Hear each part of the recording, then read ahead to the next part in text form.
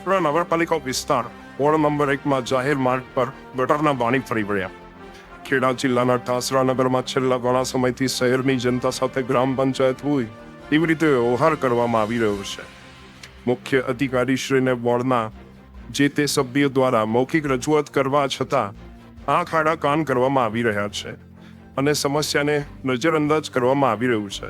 જોવા જઈએ તો છેલ્લા ઘણા સમયથી શ્રીજી ફળિયા, બહાર ફળિયા, પરિજનવાસ આ તમામ મુખ્ય રોડ પર આવેલા છે.